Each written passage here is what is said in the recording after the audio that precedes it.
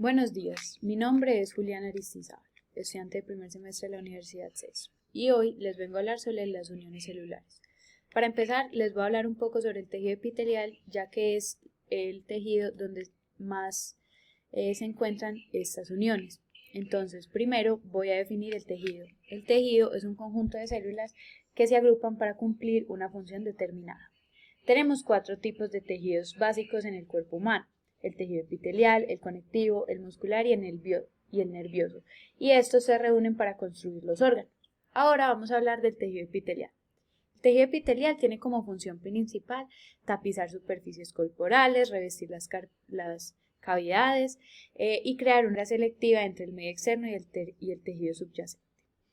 Entonces, el tejido epitelial tiene unas células que están muy juntas, como quien dice que tienen poco espacio entre ellas, por ende tienen poca matriz extracelular.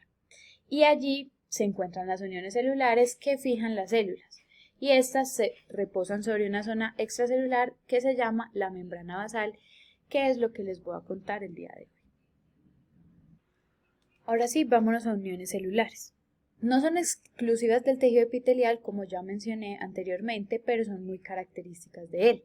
Se pueden clasificar de acuerdo a su estructura y su función, pero vamos a empezar por la clasificación estructural.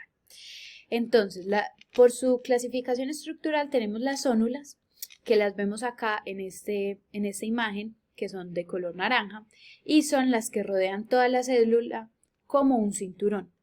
También tenemos las fascias o bandas que se encuentran en una de las paredes, como vemos acá, de color verde. Y por último tenemos las máculas, que son unas estructuras en forma de botón que las tenemos en la imagen con color rojo. Pero ellas también tienen una clasificación funcional.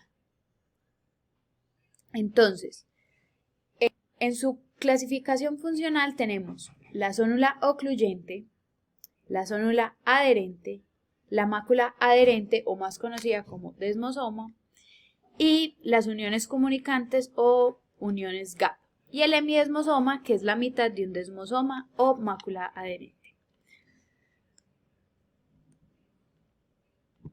Todas estas uniones que mencioné anteriormente tienen varios componentes, y entre ellos tienen proteínas transmembranales, una placa proteica citoplasmática y, por último, unión al citoesqueleto. Entonces, las proteínas transmembranales son las caderinas, que unen célula a célula, las integrinas, que unen célula matriz, las selectinas, que unen los carbohidratos en la membrana de otra célula, y estas nos permiten la unión física entre una membrana y otra. Después tenemos la placa citoplasmática, que tiene como función hacer puente entre las transmembranales y las proteínas del citoesqueleto, y por último las proteínas de unión al citoesqueleto. Entonces vamos a empezar con la zónula ocluyente. Entonces la zónula ocluyente, como vemos acá en la imagen, es un cinturón que lo que hace es sellar el espacio intracelular y intercelular, regulando el paso de sustancias entre la zona apical y la zona lateral. Entonces vamos a hablar de las proteínas que esta unión posee, y tenemos las transmembranales, que son las ocludinas, las claudinas y las YAM. Las claudinas se consideran como unos canales de agua, y las YAM es como la molécula de adhesión a la unión. Luego tenemos proteínas zonulares 1, 2 y 3 en las proteínas de la placa citoplasmática, y por último los filamentos de actinas, que son las proteínas que nos ayudan a la unión del citoesqueleto. Vamos a hablar del segundo tipo de uniones, y estas son las uniones adherentes. Entonces, esta unión es mucho más fuerte y firme que la anterior, se puede ubicar a nivel lateral y basal, y su función principal es mantener la integridad del epitelio a nivel lateral y basal. Y hay diferentes tipos. Entonces, tenemos la zónula adherente, que es debajo de la ocluyente, y la vemos acá de color verdecito. La célula adherente es muy difícil de separar y es como una costura.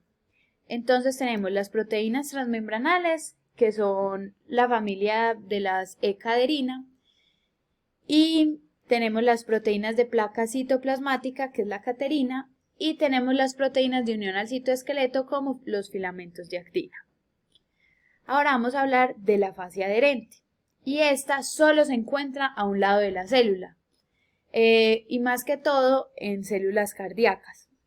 Es muy parecida a la célula adherente, pero se distribuye de una manera distinta. Ahora vamos a hablar de la mácula adherente o los desmosomas, que son los botones laterales. Este tiene como proteínas transmembranales las desmogleínas y las desmocolinas, que también hacen parte de la familia de las caderinas. También está la placa citoplasmática, donde están las plaquinas. Específicamente la desmoplaquina y la pacoglobina. Y por último, las proteínas de unión al citoesqueleto, filamentos intermedios. Entonces acá tenemos una foto, o más bien una representación, donde tenemos las desmogleínas, que son estas rojitas, las plaquinas o desmoplaquinas, que son las verdecitas, y ya los filamentos intermedios, que son estas hebras pues negras. Ahora vamos a los semidesmosomas. Es la mitad de un desmosoma. Y también unen a la célula con la matriz extracelular.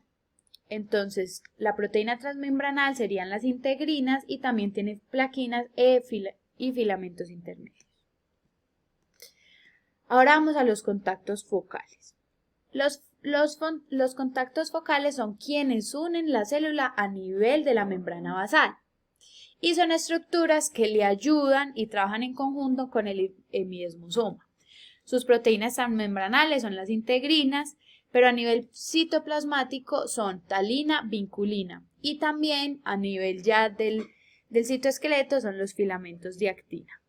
Acá tenemos una representación donde estos son los filamentos de actina, acá tenemos la vinculina, que es este circulito, la talina es la representación de la mitad del desmosoma, y ya por último la integrina, que es quienes nos ayudan pues a la célula a unirla con la membrana basal.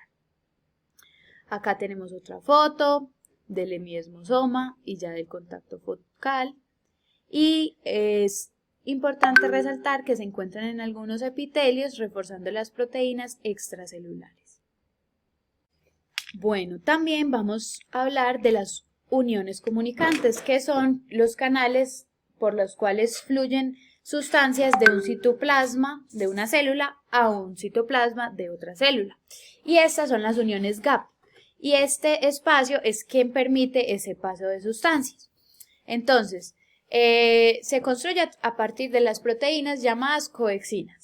Se asocian 6 coexinas y esto crea un conexón. Y 2 conexones forman una unión comunicante, la cual se abre y se cierra dependiendo del estado fisiológico. Estas hacen placas de uniones comunicantes.